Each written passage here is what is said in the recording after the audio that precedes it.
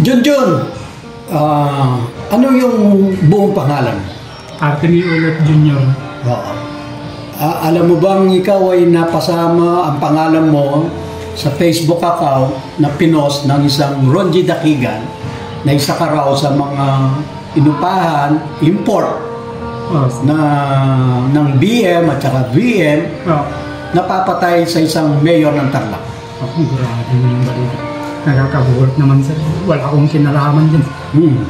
Tsaka di ko kilala yung mga tao yan sir.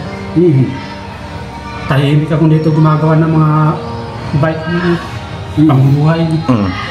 Tapos yung madadawit ako na di ko alam na ganyan pala. Nakapos pala ako sa social media. Wala akong kalaman-laman. Pakiramdam mo na delikado buhay mo yan. Yung delikado talaga sir. Yung sa delikado. Di ko alam, nagde-deliver pala ako ng mga bike. Delikado pala yung buhay ko. May kwan pala sa akin. Siyempre, pag-iinitan ka nung nakabasa. Yung nga sir talaga. Sa palagay mo kaya, kaya mong pumatay ng tao? Yan ko, hindi ko katanggap ng na kaya na pumatay. Buhat ng bata ko, pinarating kaming maayos na. Hindi ko kaya pumatay ng ganyan. Itong Ronji Dakigan na ba ito? Kilala mo ito? Itong nag-post? Hindi ko kilala yan. Nagulat mo sa pangalan na yan. Na dinawit ako sa social media na yan. Wala akong kalaman-laman. May kilala ka bang Vice Mayor Nonoy Ko ng Hirona Tacna? Wala din sir. Hindi ko kilala yung mga tao. May kilala ka bang Board Member Dennis Go ng Tarlac Province? Wala din sir. Okay. So, sinasabi mo sa amin ngayon dito, Junjun, wala kang partisipasyon, wala kang kinalaman talaga. Walang kinalaman talaga sir. Kahit isa. Tsaka hindi mo magagawa pumatay. Hindi ko magagawa sir. Nabanggit mo pa kanina na parang may sakit kaya ka sa puso o ano? Mayroon talaga sir. Ito na gumigising na. Dahil sa nalaman mong yan. Yan sir, dahil sa nalaman ko yan. Nakaka-stress, ano? Stress na talaga. Junjun, last na lang, no? Para makapagpahinga ka, ha? Ngayong nalaman mo kung ano yung magiging sitwasyon mo, no?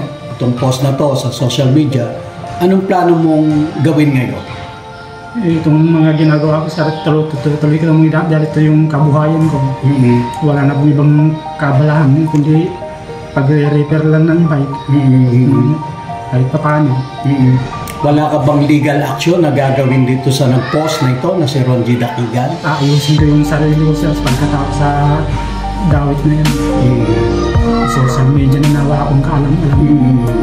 Pinapayagan mo ba kami, Junjun, na i-post din namin itong interview namin ito sa'yo sa Facebook, no? Oo sir. Okay. Salamat, ha? Salamat. Bakit ka na doon sa TEP? Anong taon nito? Hindi ko maalala sir, pero basta naalala ko lang, alam ko lang talaga na nakagawa kami ng ganyan. Dahil sa kagipitan ng kabuhayan. Pakikwento mo nga, bakit ka nagipit? Nagipit po kami dito dahil sa wala nang makain. Kasi yung engineer namin, tinakbuhan kami taga Santa Barbara, Pangasinan, yung engineer namin dati. Nasa construction ka? Construction. Iniwanan kasi kami ng 3 weeks na walang kain. Kaya walang sahod, walang kain. Walang sahod, walang iniwanan na budget. Sahod. Kaya yun, napagpintuan namin ng mga construction worker na ganitong gawin natin para kakain naman tayo. Magbenta na lang kayo. Magbenta lang tayo ng pangkain natin. Habang hinihintay natin yung engineer natin, kung sakaling balikan pa tayo. Kaya nagawa namin yun, sir. Ilang araw kang nakulong? 3 araw, sir. 3 araw lang. Okay, Junjun, ha? Salamat, ha? Maraming salamat. Salamat din, sir. Salamat. Para malinis lang ang pangalan mo, kaya nandito kami. Sir. Dito, si Junjun, dito sa inyong barangay, anong klaseng tao siya? Wala naman siyang kaso, sir. Mula bata, wala pang na kaso dito sa barangay. Hindi po siya nagugulo, Wala po, sir. Hindi po yan uminom na dyan. Uminom din siguro patikim-tikim lang. So, hindi mo makita ang uminom na pakalat-kalat dyan. Nung malaman po nyo kagawad na siya'y nakapost sa Facebook, sa social media, Nabigla ako, sir. Isa daw siya sa mga Inupahan. paano inimport na papatay sa isang politiko sa Tarlac. Anong naging kampo niyo, pakiramdam niyo? Ang ano ko dyan, sir, hindi ko maano na magagawa niya yun kasi hindi ko pa nga nakitang gawa ng kalokohan. Tapos hindi ko pa nakitang humawak lang kahit na baril-barilan na plastic, wala.